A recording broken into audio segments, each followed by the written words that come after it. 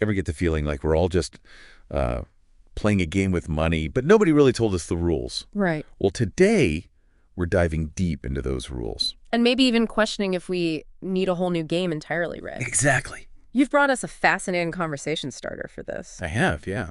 A chat between Robert Breedlove and economist Jeff Deist called Political Money versus Market Money. Yeah, it's a juicy one. Where do we even begin with something like this? I know, right? And the thing is, it's not just about, like, dollars and cents. Deist actually, he makes this point that there's a whole philosophy. Like, he compares money to language. Yeah. Which I thought was so intriguing. He's basically saying it evolves organically. Yeah. You know? Like, nobody planned it. It just kind of emerges. Mm-hmm. Just like, slang. Like, one day it's lit, the next day it's something else. Mm-hmm. He's suggesting that, maybe the way we value things over time, that's kind of a similar force at play. Mm-hmm. What do you think? It's such a good point, and it really challenges that assumption that we all kind of have, I think, that money is this static thing. Right. Handed down from on high. Yes, by governments. And what he does is he breaks it down into two fundamental types of money. Yeah. You have market money, which is chosen freely by people because it's useful in trade. And then you have political money, which is essentially fiat currency. Okay. Created and controlled by governments. Right, so that makes sense, right? Right. Like, historically, you had gold emerge as that market money because people, I don't know, instinctively understood it had value. They could trade it for goods and services. It had intrinsic value. Yeah, and there's a reason why that image of like a gold bar is so powerful, I think, in our collective imagination. Sure. It represents this long history of reliability and value preservation. Yeah. And then on the other hand, you have fiat currency, like our modern dollar, super convenient. Sure. But Deist argues it comes with some pretty serious hidden risks. Okay, like what? He compares giving a government more control over fiat currency to giving an alcoholic another shot. Ooh, that's a scary analogy. It is. It's like it feels good in the moment. Right. But are we setting ourselves up for a major hangover? Exactly. And that's what Deist is arguing. Yeah. He says because it's not tied to a tangible asset like gold, it's really susceptible to manipulation. Governments can just print more whenever they want. Right. That can lead to inflation. It erodes the purchasing power. Remember that feeling when, like, suddenly a pound of bacon costs an arm and a leg? Yeah. That might not just be supply chains. It could be the very value of the money itself being chipped away. That is kind of alarming if you really let yourself go there. It is. So if gold has this incredible track record, and Deist even points out it's never gone to zero in thousands of years. Thousands of years, yeah. So why did we move away from it then? It's complicated. What? Part of it is practicality. I mean, gold is heavy. It's not easy to divide for those smaller transactions. Right. But there's also the issue of control, right? Fiat currency gives governments a lot of it. Oh. For better or for worse, they can influence the economy in ways that a gold standard simply wouldn't allow. Right. It's a double-edged sword for sure. But with all this talk about the potential downsides of fiat currency, where does something like Bitcoin fit into all of this? Is it the new gold standard?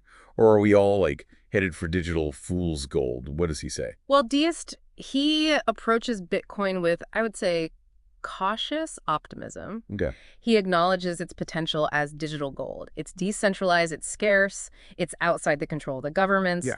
He especially likes the fixed supply, which inherently protects against inflation. Right. That's got to be music to any economist's ears, right? No more dollar milkshake theory, where our money slowly melts away like a milkshake. Precisely, but, and this is a big but, he also acknowledges the volatility. It's still early days. The value can fluctuate wildly. Imagine trying to budget when the price of Bitcoin is changing by 20% overnight. Yeah, that'd be a stressful trip to the grocery store. Yeah. Not to mention the learning curve. Bitcoin requires a different mindset than traditional finance. You're essentially your own bank. You're responsible for your own keys and security. It's like anything new. The potential rewards come with inherent risks and challenges. So where does Deist see all of this playing out? Well, this is where things get really interesting. He reminds us that even Hayek, who was a huge proponent of free markets, believed that one day money might escape the clutches of government control. Wow. And he suggests that Bitcoin could be that escape route. Okay. But the real question isn't whether we think it will succeed. It's whether the market decides, right? It's whether the market decides it's the best tool for the job. And judging by the headlines lately, It seems like the market's pretty interested in exploring its options. Oh, absolutely. I mean, the U.S. dollar, which, for so long was like the bedrock of the global financial system, even that seems to be facing some stiff competition these days. It is, and I think the recent downgrade of the U.S. credit rating from AAA to AA+ is a sign of that. Even the mightiest can stumble. Yeah. And Deist's point is that with this massive national debt, we're essentially living on borrowed time. Yikes, that's like getting a C+ on your financial report card. Ah. Is this where those BRICS countries come in? This is exactly where they come in. Okay. Brazil, Russia, India, China, and South Africa. Right. They've been making waves by proposing a new gold-backed currency, and they see it as a direct challenge to the dollar's dominance, potentially reshaping the entire global financial order. This is starting to sound like a scene out of a spy thriller. I know, it's exciting. So what would this even look like in practice? Are we talking like paying for our morning coffee in gold bars anytime soon? Probably not. But this new currency could have huge implications for international trade, for global power dynamics. To understand how, I think we need to dig a little deeper into what's motivating these countries and what are going to be some of the challenges they face. Okay, so we've gone from money as language to the potential rise of Bitcoin, and now a new gold-backed currency challenging the dollar's reign. My head is spinning, but in a good way. What other twists and turns await us in this deep dive?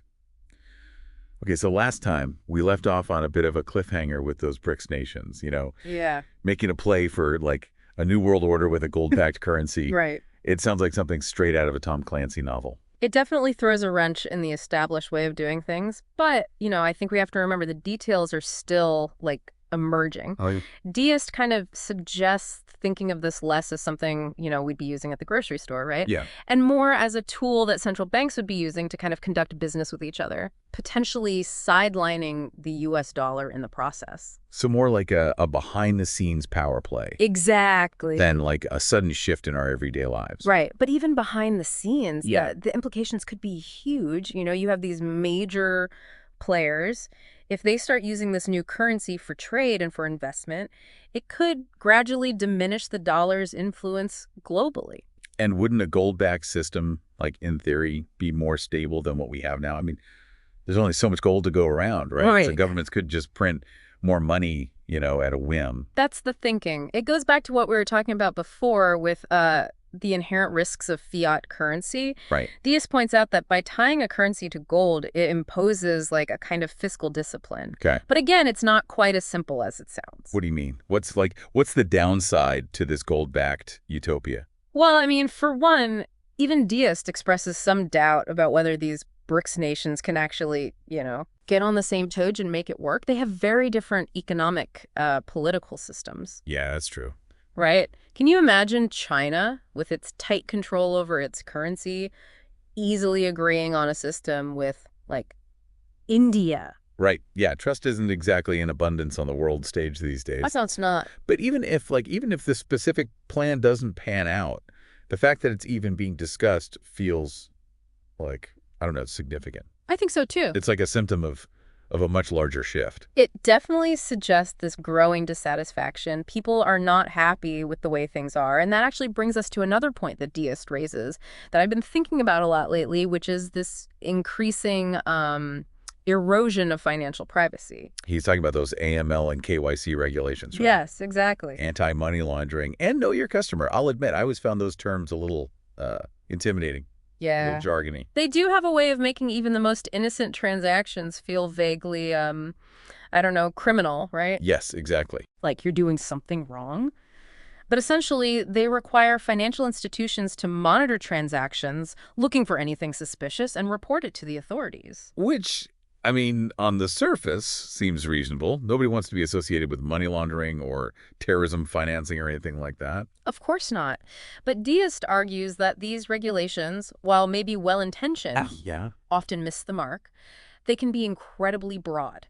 No. They can sweep up ordinary citizens in their net. Right. He uses this very powerful metaphor. He compares it to a noose slowly tightening around our financial freedoms. That's a chilling thought. How does he see that playing out in the real world, though?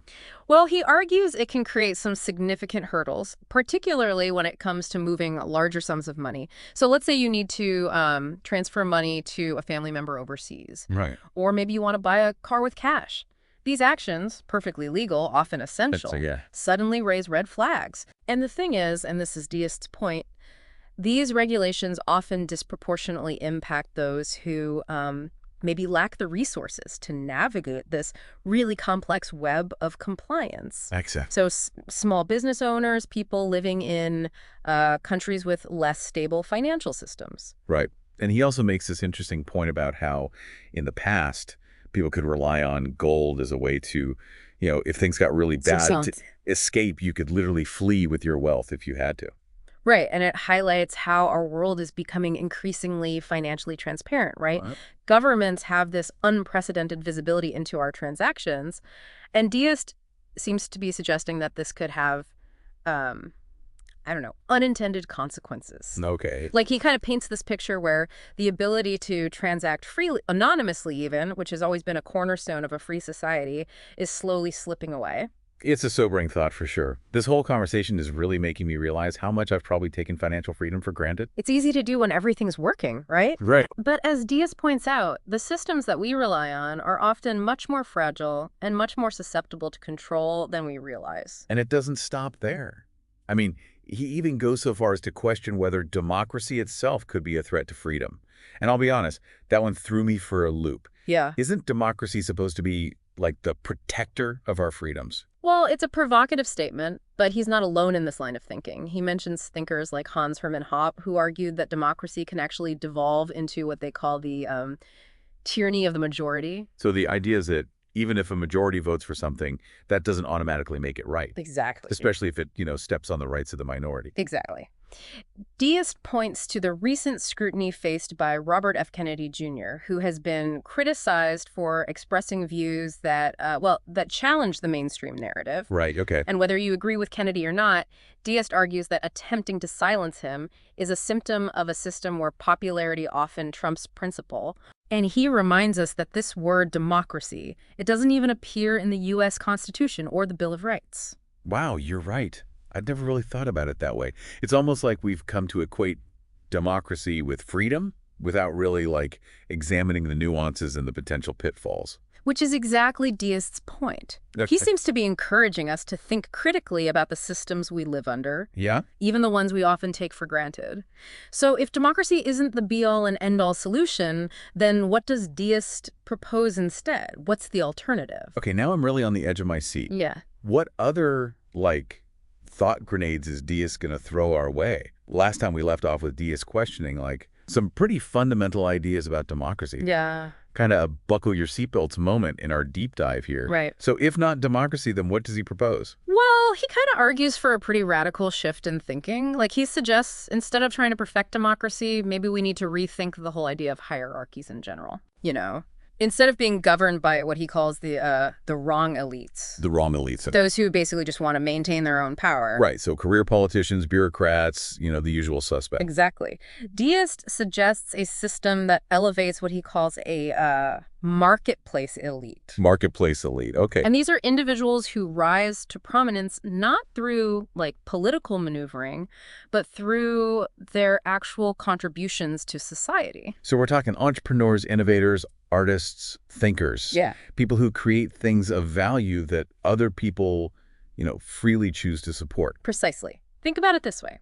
When you support a business or you buy a product, you're essentially voting for that person or company's vision with your wallet. I like that. Right. So Deist seems to be suggesting that extending this principle, but on a much broader societal level, could lead to a more dynamic, a more equitable system. That's fascinating. So it's like he's saying, instead of hoping that, our elected officials will kind of make the best choices for us every few years, we should be constantly evaluating, who's actually making a positive impact right now and supporting them directly. Exactly. It's like a kind of ongoing decentralized meritocracy. It is a bold vision. And Deist admits, it's not without its challenges. How do you objectively measure merit in a way that everyone agrees on? Right. How do you prevent power from consolidating, even in a system like that? Sure. These are tough questions, and I don't think Deist pretends to have all the answers. Right, of course not. But that's what makes this so interesting, right? Yeah. It's not about, some perfect utopia. It's about challenging our assumptions and just getting us to think differently about the world. Yeah. And honestly, I can't remember the last time I questioned so many assumptions in such a short span of time. And that's the beauty of a deep dive, right? It's about taking a step back and really grappling with these big ideas, even if, or maybe especially if, they make us a little uncomfortable. And speaking of uncomfortable ideas, Deist leaves us with one final thought that really got me thinking. Okay, hit me with it. So, remember how we were talking about money as a language? Yeah. Organically evolving out of human interaction. Look like slang, yeah. Right. And he takes that analogy even further. He points out that despite this inherent fluidity, governments and central banks have managed to exert an extraordinary amount of control over how money works. They determine the money supply, they set interest rates. Right. And increasingly, they even dictate what kind of transactions are allowed. Wow. It's enough to make you wonder if they're basically trying to control the very language of value itself. Exactly. It's as if they're trying to impose these strict grammar rules on a conversation that's always happening organically between people. Wow. And that raises some profound questions. If money is a form of speech, expressing value, facilitating exchange, then what happens when that language is so tightly controlled? What impact does that have on our ability to communicate, to transact, to even think about value in the modern world? Now that is a question to ponder.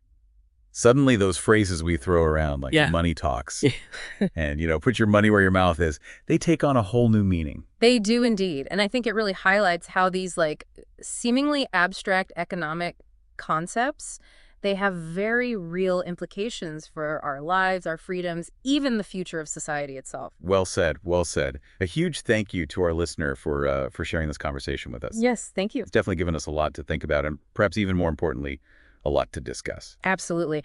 And remember, this is just the beginning of the exploration. Take these ideas, discuss them with friends, do your own research, and just, keep those critical thinking gears turning.